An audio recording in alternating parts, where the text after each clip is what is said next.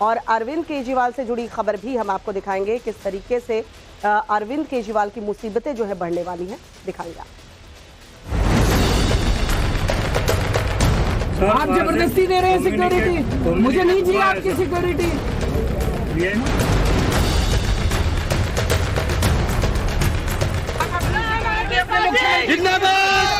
आप अपनी सिक्योरिटी अपने मंत्रियों को दीजिए, मैं जनता का आदमी हूँ।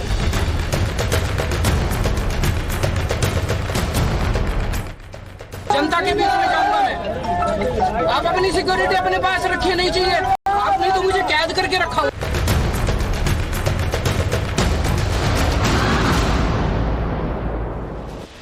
तो अरविंद केजरीवाल पर इस वक्त की जो बड़ी खबर आ रही है आपको बता दें, राउज एवेन्यू कोर्ट में वर्चुअली पेश हुए हैं अरविंद केजरीवाल।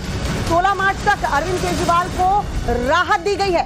शराब घोटाला मामले में केजरीवाल की पेशी हुई है 16 मार्च को। मामले में अब अगली सुनवाई जो है वो होनी है 16 मार्च को सुबह 10 बजे अरविंद केजरीवाल जो है कोर्ट में पेश होंगे। तो आज इसी बात पर संशय बरकरार था कि क्या आज राउज एवेन्यू कोर्ट में 10 बजे पेशी होनी थी अरविंद केजरीवाल की, तो वो पेश होंगे या नहीं, क्योंकि आज विधानसभा में उनका मौजूद रहना भी जरूरी था। तो बताया जा रहा है वर्चुअली पेश हुए हैं अरविंद केजरीवाल राउज एवेन्यू कोर्ट में। 16 मार्च तक अरविंद केजरीवाल को राहत मिली है।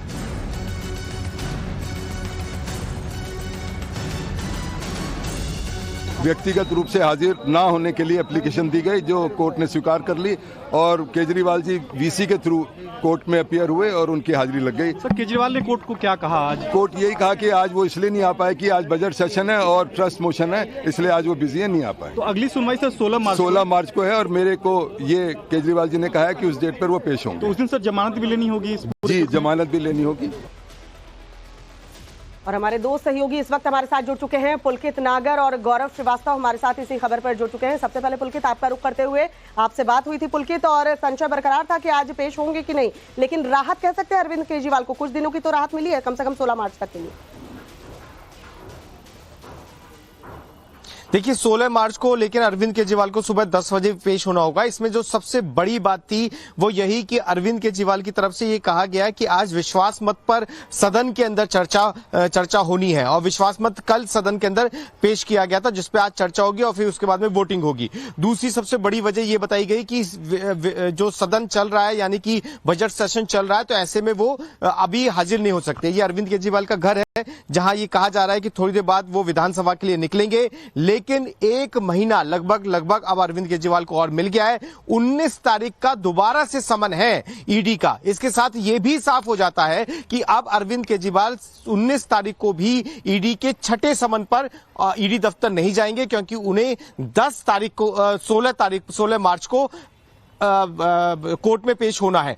अब समझिए कि छठा समन भी कहीं ना कहीं अरविंद केजरीवाल स्किप करते हुए दिखाई देंगे 19 तारीख का, जो ईडी द्वारा भेजा गया है। जी, तो फिलहाल राहत अरविंद केजरीवाल को मिल चुकी है। 16 मार्च तक कम से कम अरविंद केजरीवाल को यह राहत मिलती नजर आ रही है। गौरव श्रीवास्तव हमारे सहयोगी जुड़े हुए हैं। गौरव, जरा बताइए वर्चुअली जब पेशी हुई तो वो कौन सी दलीलें दी गई जिससे 16 मार्च तक की राहत अरविंद केजरीवाल को मिलती नजर आ रही है, और छठे समन पे भी उन्हें पेश नहीं होना होगा, क्या ऐसा भी है ईडी के सामने?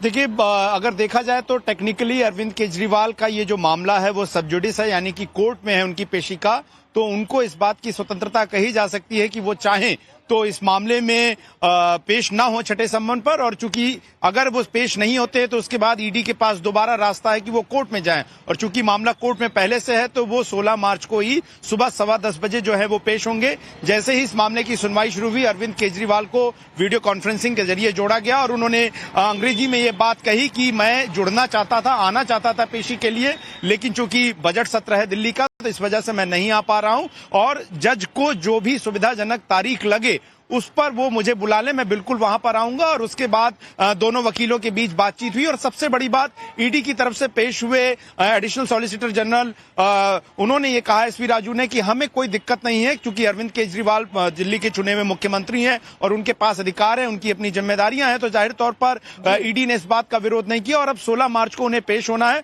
और 16 मार्च को जब अरविंद केजरीवाल पेश होंगे तो उन्हें बेल बॉन्ड भरना होगा, यानी कि जमानत लेनी होगी, क्योंकि कोर्ट से समन होने के बाद जो है वो सजा का प्रावधान है। अगर पूछताछ में आप शामिल नहीं होते हैं तो जाहिर तौर पर अरविंद केजरीवाल बेल बॉन्ड भरने के बाद जो है आगे के संबंध में वो शामिल होंगे या नहीं होंगे, उसके बाद जाहिर तौर पर एक बड़ी खबर वही होगी। लेकिन यही मानकर चलना चाहिए कि आज से लेकर 16 मार्च की तारीख के बीच अरविंद केजरीवाल को अगर समन आ भी जाता है तो संभवतः गौरव और पुलकित, आप दोनों का बहुत बहुत शुक्रिया तमाम जानकारी हम तक पहुंचाने के लिए। तो